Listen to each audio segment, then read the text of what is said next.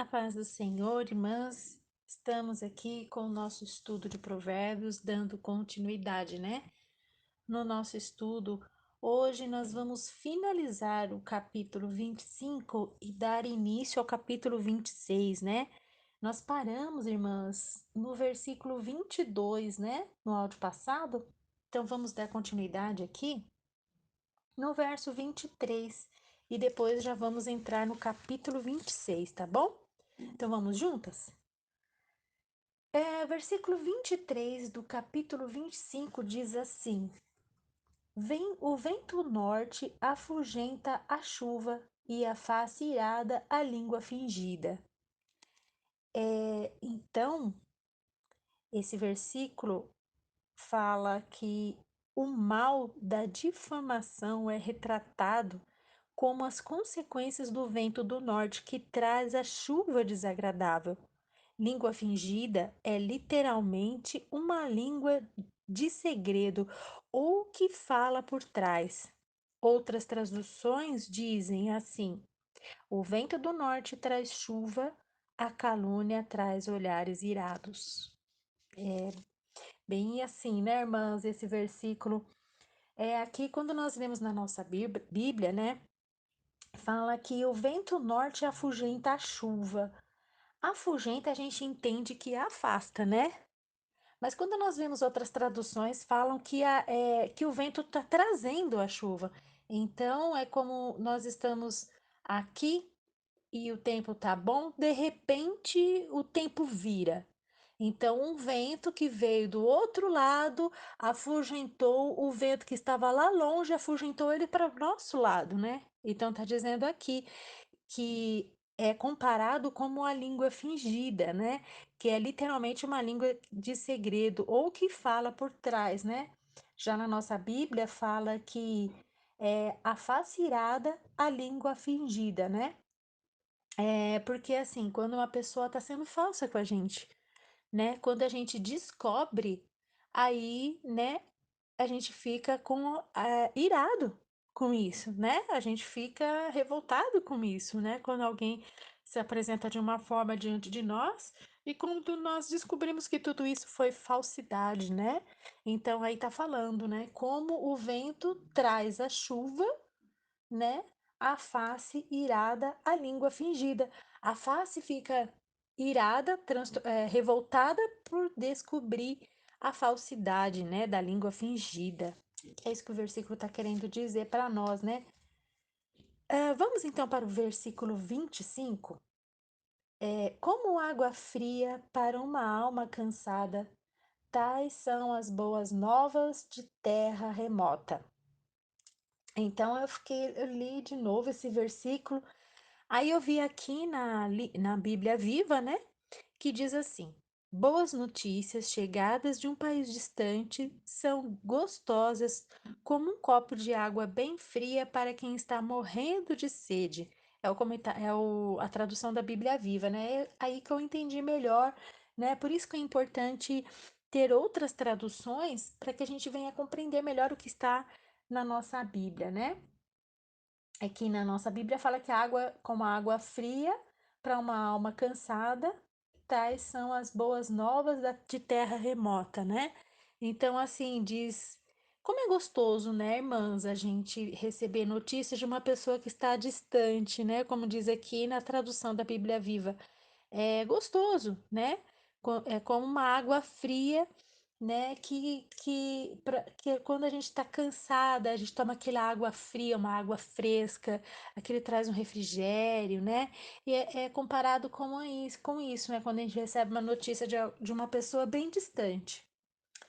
Vamos então para o verso 26. Vamos comparar tudo com a Bíblia Viva, esse finalzinho do capítulo 25, porque a tradução está bem explicativa, né?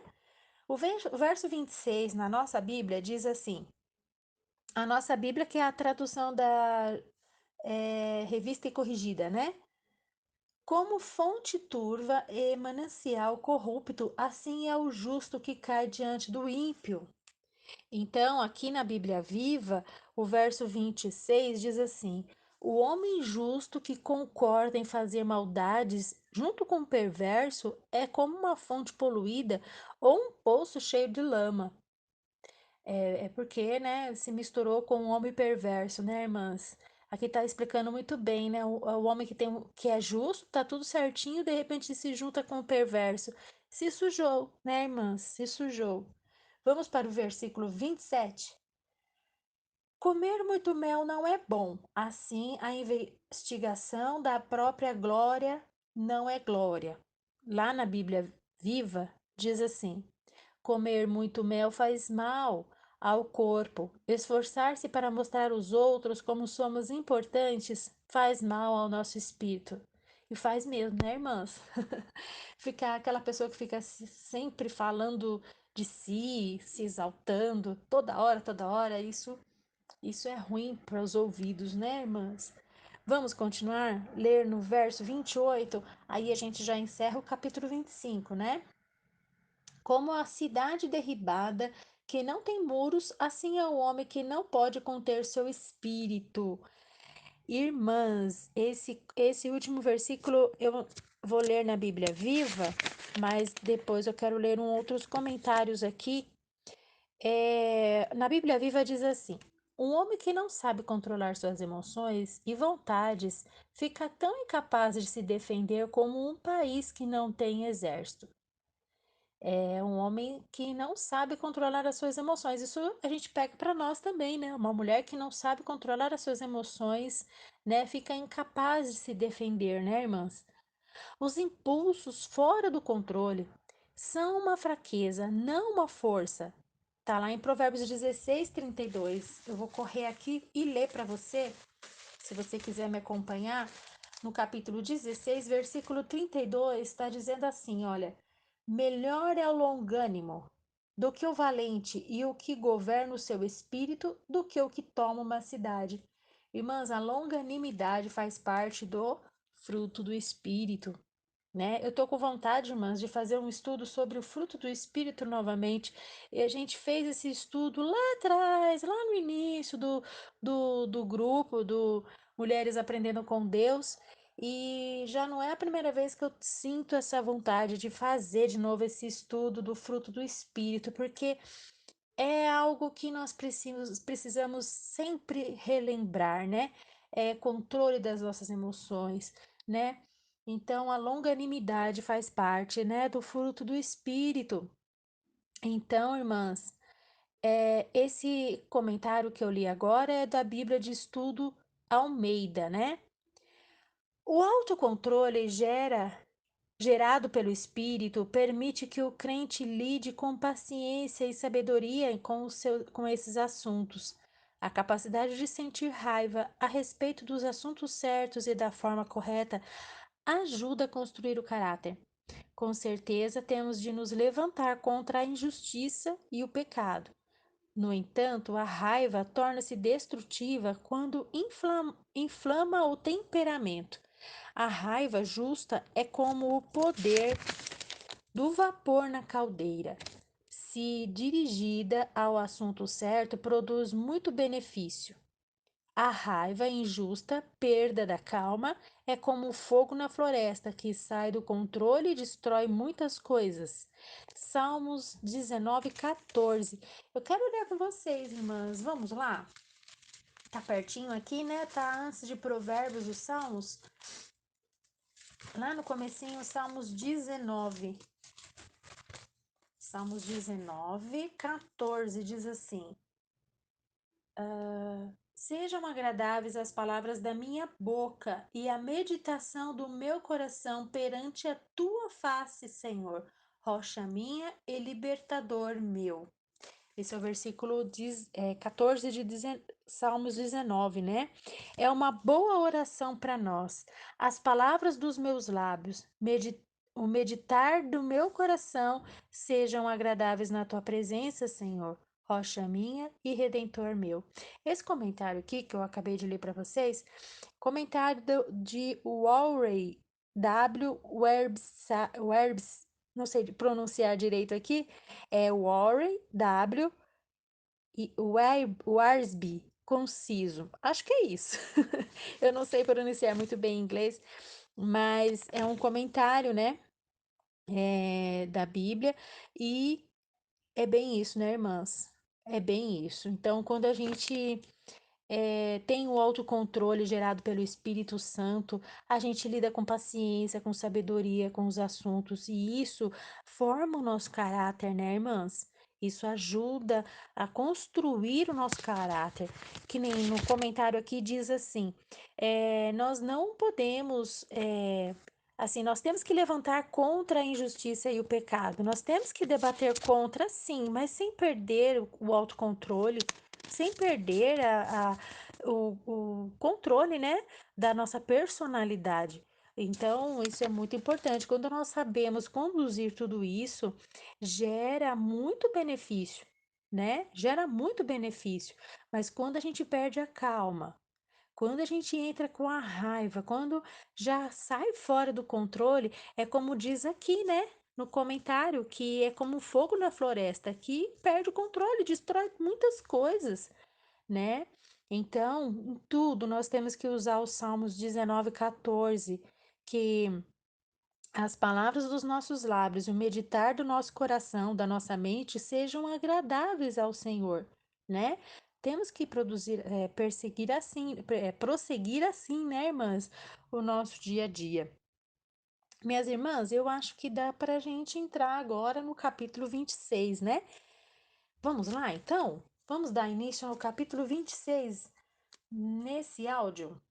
Então, eu quero ler com vocês o versículo 1 de 26, que diz assim: Como a neve no verão e como a chuva na cega, assim não é conveniente ao louco a honra. Olha só, irmãs. Então, o insensato é retratado como um indivíduo ridículo. O insensato deve ser controlado pela vara ou pela força física, porque não pode ser alcançado pelo intelecto e não guia pela razão. Não se pode confiar uma mensagem ao insensato, e a sabedoria é tão inútil para ele quanto os membros paralisados de um aleijado. O insensato não aprende com a experiência. Embora seus lábios sejam desagradáveis, ele vive repeti-los. O insensato ainda tem a possibilidade de aprender. Para o indivíduo presunçoso, porém, essa possibilidade é quase inviável. Olha isso, irmã, esse é comentário da Bíblia da Mulher. Então, aqui está falando, né? A Bíblia, na nossa Bíblia, está dizendo como a neve no verão é como a chuva, e como a chuva na cega, assim não é conveniente ao louco a honra. O louco aqui é o insensato, né? Nós já aprendemos que quem é o insensato, né? Então ele tem a oportunidade a possibilidade de aprender, de mudar de personalidade, de mudar o seu caráter, mas ele não quer, né? Ele prefere viver na insensatez, ele prefere viver nas estultícias dele, né? Ele prefere continuar no erro, do que melhorar de vida, né? Então, eh, ele vive fazendo, ele nunca aprende. Ele faz errado, recebe a recompensa por isso, mas está lá de novo fazendo. Ele nunca aprende, ele não quer. Então, ele nunca vai ser honrado, né, irmãs? Ele nunca vai ser honrado porque ele permanece no erro, ele prefere assim, né? E tem uma parte aqui que fala na mensagem, aqui no comentário, que ele é um indivíduo ridículo, né? Ele tem que ser corrigido pela vara. Nós temos que é, repreender quando for necessário, mas a gente sabe que se ele não tiver a força de vontade, ele não vai mudar, né? Ele prefere viver assim. Então, vamos partir para o verso 2. Vamos ver se dá tempo ainda, irmãs? Eu acho que dá tempo, né? Verso 2, vamos lá? Como o pássaro no seu vaguear, como a andorinha no seu voo, assim a maldição sem causa não virá. Olha isso, né, irmãs? O versículo 2 fala da maldição sem causa ou sem propósito. Devemos lembrar que no pensamentos antigos, a palavra falada, especialmente bênçãos e maldições, tinham grande poder e uma existência quase independente da sua própria, né? Uma vez que elas foram ditas. Assim, por exemplo, Isaac não poderia cancelar a bênção injustamente dada a Jacó, mesmo quando descobriu que não tinha dado a Esaú, que legitimamente merecia. Essa passagem está lá em Gênesis, né? 27, 34 ao 40. Quem quiser acompanhar, né? Esaú teve que se contentar com a bênção menor, ao comparar a maldição sem causa com a andorinha e o pardal em voo, o sábio parece estar refletindo essa ideia de existência independente da maldição, como os pássaros, né? A maldição voa sem rumo, mas não tendo nenhum efeito ou causa legítima, nunca pode pousar em alguém ou em alguma coisa. Então, aqui a gente vê, né, irmãs? Antigamente, as palavras tinham muito peso, né? As palavras faladas, os antigos, eles davam muita valor às palavras, né? Eh, os pensamentos dos antigos, né, a palavra falada, especialmente bênçãos e maldições, tinham grande poder, né? Aí o comentarista aqui citou a passagem de Isaac, né? Que ele deu a sua bênção, em vez de dar para Esaú, entregou para Jacó, porque Jacó, né, o enganou naquele momento e ele não pôde voltar atrás, ele não retirou a bênção de Jacó, né, para devolver para Esaú, para entregar para Esaú, né? Ele já tinha falado, já foi, né? Então a palavra já foi lançada.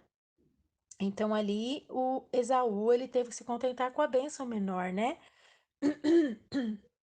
Esse comentário é o comentário bíblico wesleyano.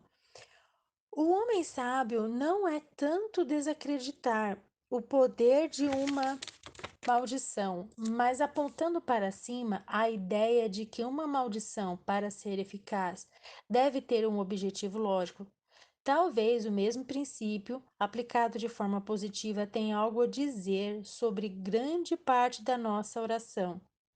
Não é muito da nossa oração virtualmente sem sentido ou propósito, porque falamos tanto em generalidades quando devemos dar sentido às nossas orações, nomeando pessoas e causas? Em vez de orar, abençoa todas as pessoas que têm necessidades ou problemas. Não deveríamos dar fim à nossa oração para ser específico? Nem a oração e a maldição sem causa é capaz de acertar o alvo. Então, irmãs, o comentarista está dizendo aqui, né, que mesma coisa, a oração nossa, às vezes nós oramos de uma forma assim tão rápida, né? A gente não presta atenção, né, nas orações, que nem aqui no final, né? Às vezes temos o costume de falar, Senhor, abençoa todos aqueles que têm necessidades e problemas. A gente está falando tão no geral, né? Enquanto nós deveríamos especificar mais, né? Especificar mais, irmã, meu Deus, meu Pai, abençoa a irmã Joana, que está ali, Senhor, com aquele problema difícil, Senhor, entra com providência, dá forças para ela, uma oração específica. Às vezes a gente com pressa, a gente pega todo mundo, coloca dentro de um saco e apresenta para Deus, ó, Senhor, abençoa, né? Então ele está fazendo essa comparação. Então a gente precisa prestar mais atenção, né? Ele estava falando sobre a maldição, né, da palavra, né? É, que ela é comparada. Eu li aqui, mas onde é que está aqui? Deixa eu me achar aqui novamente que eu me perdi. Ela é comparada como um pássaro que voa sem rumo, né? Ela não pode pousar em alguém ou em alguma coisa. Então, quando nós quando nós estamos aqui na presença do Senhor Jesus, né, na oração, ele faz a comparação com a oração também, né, irmãs? Ele faz a comparação com a oração também. Talvez seja o mesmo princípio aplicado de forma positiva, tem algo a dizer sobre grande parte da nossa oração, né? Então, nós precisamos prestar atenção também nessa parte da oração, para nós orarmos especificamente, porque na oração ela nos protege, nos ampara, né, irmãs? A oração é a chave da vitória, a oração tem poder. Então, quando a gente ora com fé, ela tem poder, né? E a maldição que está falando aqui, ela é comparada como um pássaro que voa sem direção, não pode pousar em ninguém. Mas a oração, ela vai de encontro com a pessoa, quando a gente ora especificamente, né? Como eu dei o exemplo de orar pela irmã, né? Oh, meu Deus, abençoa aquela irmã. E você está orando específica, você está orando, intercedendo por ela especificamente, você não está colocando no geral, né? Então ela tem poder. A oração ela causa efeito. E a maldição sem causa, ela não tem efeito, né? Vamos para os 18 e 19. Ah, irmãs, não. Vamos deixar o 18 e 19 para o outro áudio, né? Porque já passou de 20 minutos aqui o nosso áudio. Vamos parar aqui então, irmãs, no verso 2, né? A gente para no verso 2 por hoje e a gente continua dos próximos versículos em diante até o final, né? Do capítulo 26. Irmãs, vamos aos poucos chegando ao final, né, do Provérbios. Já vamos terminar o capítulo 26 no próximo áudio e se aproximando do 27. Estamos chegando ao fim do livro de Provérbios, irmãs. Estamos aprendendo bastante, né? Então eu aguardo você no próximo áudio. Que Deus abençoe seu dia. Fique com esse Deus maravilhoso e que o Espírito Santo de Deus continue falando ao seu coração. Até o próximo áudio. Fique com Deus.